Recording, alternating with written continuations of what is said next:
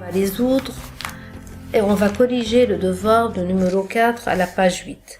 Et écrivez les réponses sur la fiche 1, page 3. Dans cet exercice, on vous dit qu'il y a un passager A, le voici, qui regarde un bus qui est en mouvement sur une route d'ouest vers l'est.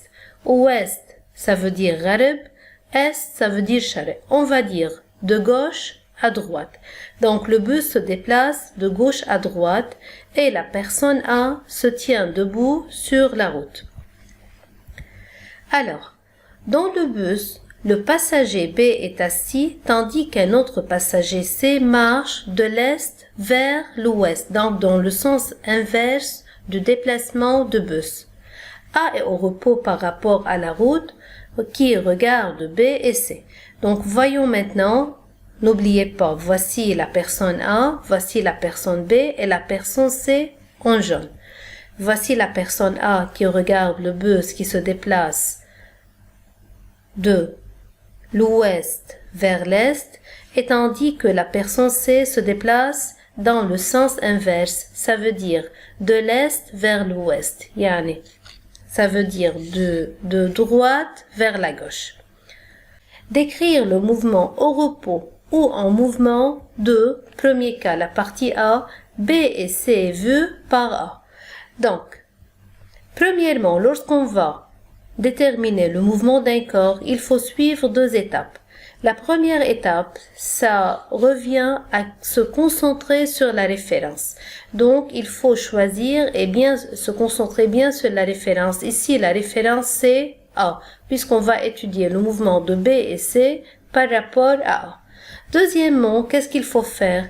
Il faut vérifier si la position de l'objet change par rapport à la référence ou non.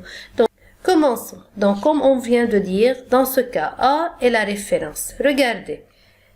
Voici la personne A qui regarde la personne C et la personne B. Donc, lorsque le bus se déplace de gauche à droite, est-ce que B qui est assis dans le bus est en mouvement ou bien au repos par rapport à la personne A? Donc, il faut poser la question, est-ce que la position de B par rapport à A change? Donc, lorsque le bus se déplace, la position de B change par rapport à A, donc B est en mouvement par rapport à A. En ce qui concerne C, C se déplace de droite vers la gauche. Est-ce que la position de C change quand le bus se déplace de gauche à droite?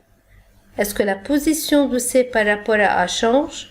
Oui, bien sûr, la position de C change par rapport à A, à la référence A, donc C est aussi en mouvement par rapport à A. Dans la deuxième partie, on va changer maintenant la référence. Ici, la référence c'est B et on va étudier le mouvement de A et C par rapport à B. Donc, B, dans ce cas, est la référence. Voyons maintenant, est-ce que la position de A par rapport à B change? Et est-ce que la position de C par rapport à B change? Regardez bien.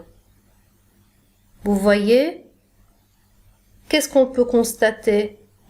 On peut constater que aussi dans ce cas-là, la position de A change par rapport à B, la position de A change par rapport à B, donc A est en mouvement par rapport à B, et aussi la position de C par rapport à B aussi change, donc C est aussi en mouvement par rapport à B.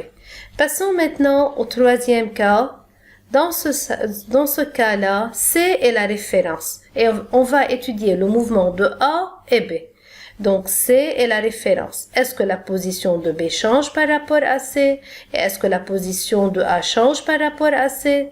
Lorsque le bus se déplace de gauche à droite et lorsque C se déplace de droite à gauche?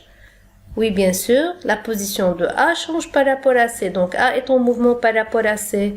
Et la position de B aussi change par rapport à C. Donc, B est en mouvement par rapport à C. Dans ce cas-là, le sol, c'est la référence et on va étudier le mouvement des 3 personnes par rapport au sol. N'oubliez pas que A se tient debout sur la route. Donc, il se tient debout sur le sol. Donc, comme on vient de dire, le sol est la référence. Donc, est-ce que la position de A par rapport au sol change?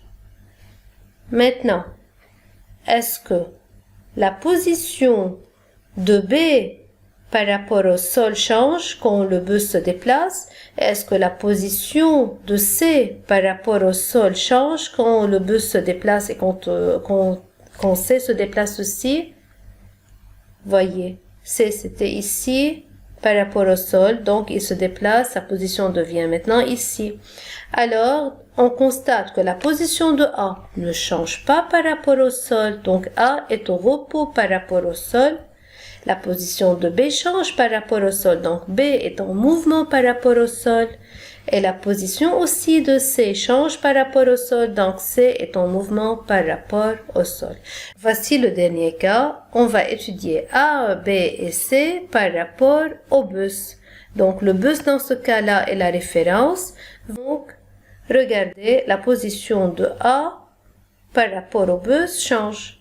La position de B par rapport au bus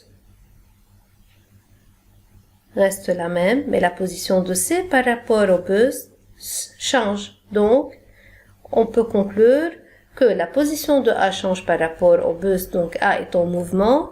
La position de B ne change pas par rapport au bus, donc B est au repos par rapport au bus. Mais la position de C change par rapport au bus, donc C est en mouvement par rapport au bus.